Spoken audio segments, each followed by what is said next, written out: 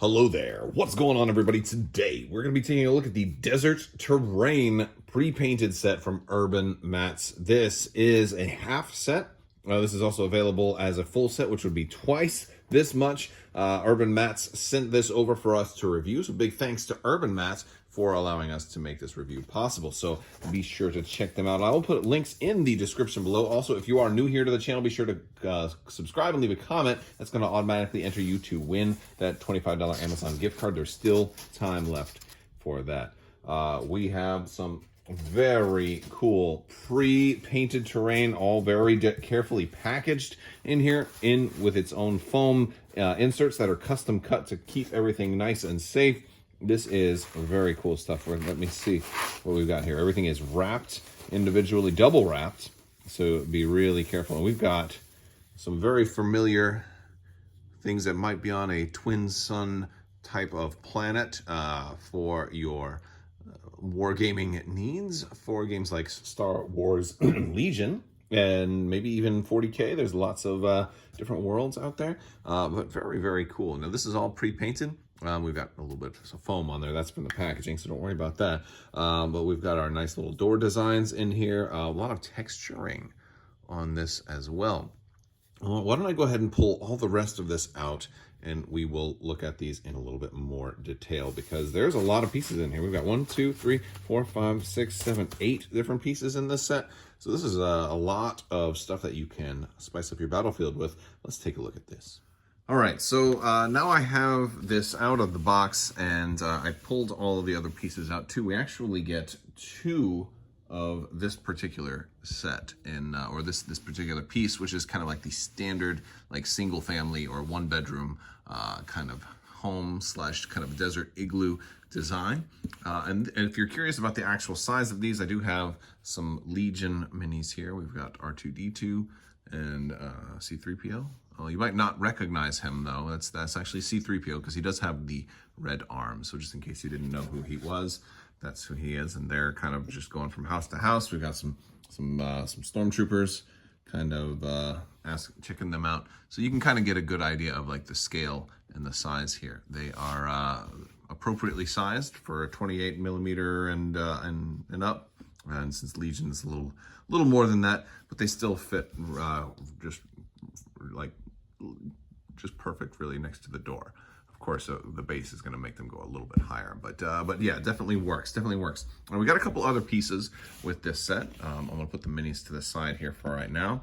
We'll bring them back a little bit later once we get more. So we have an alternate type of hut in with this particular set, and this one is the 4-door set. Now, this is kind of a cool piece because you can do some different things with this. For example, maybe you want these to just actually physically connect, and you wanted to make it a bigger home or something like that. You can do that. You can put another one up to it and then have like a larger home too. So if you wanted to get like the full set and double this up, you'd have a lot more ways to interconnect these. You can play with your setup that way. I kind of like to do that. You're actually going to get a second one of these too. So we're starting to get a lot of stuff now, and we still have a couple more pieces to look at. So let me zoom out a little bit and we'll get a better view, because some of the other pieces are a little larger. All right, so I zoomed out a little bit because we have this piece here now, which is more of the maybe the mayor's house, or a little bit nicer of a house. By the way, these are all solid. They are, I think they're molded by like a tougher plastic. They're really nice. They're not super heavy,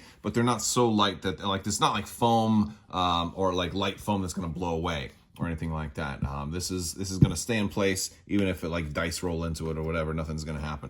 And the steps here are able to support a mini on there, so if you got people jumping on top, even though the top of the dome here is rounded, you can still set a base on there, which is going to be good for your jumping or flying characters. They're going to fit on there fairly well, but you know, maybe not everybody wants their guys staying on top of houses. And that's one of the good things about the domed stuff, is it's harder to fit like an entire unit's worth of dudes up there. So you know, maybe this is restricting, like if you have a whole unit of Mandalorians, maybe they can't jump up and fly up on there. Now, but this is a nice piece. We also have a couple of, they're kind of like barricades, but these are actually significantly bigger than barricades, and these actually make for really good city walls. Now, you're going to get 2 of these with this particular set, which kind of make for good roundabout borders. Maybe you want to say like that's the kind of the edge of town, and that goes there.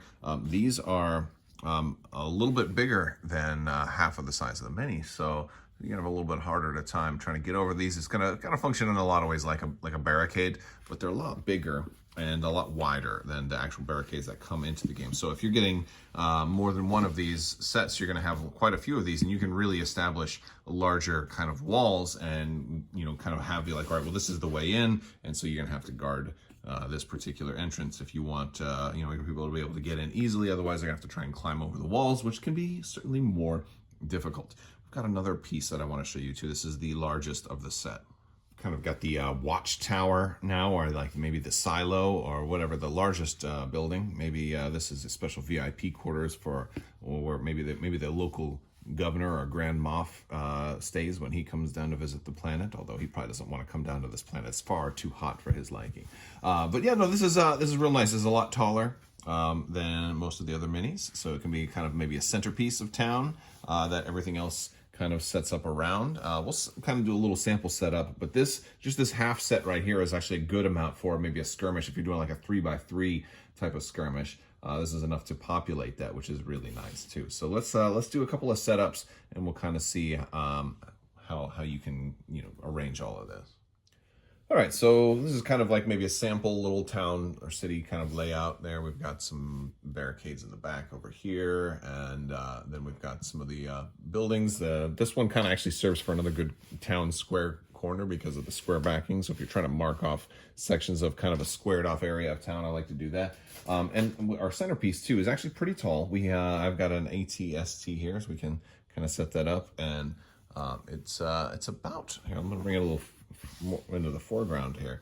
We can see like that still towers over it, but it will definitely get in the way, right? So it's kind of about the size of that. So that's kind of a nice, nice way to be able to put your larger models into perspective too.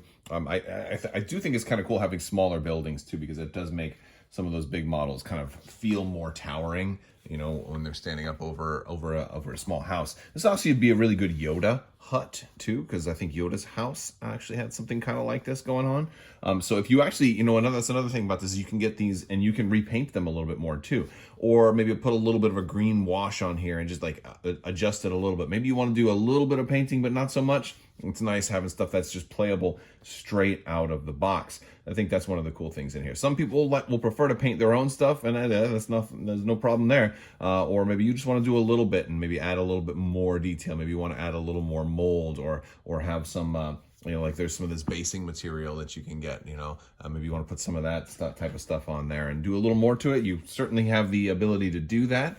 There's definitely room to add some more details if you want to do that. But that's, I think, really the target audience here, I think, is the people that don't want to have to paint stuff. They just want their stuff ready to go straight out of the box.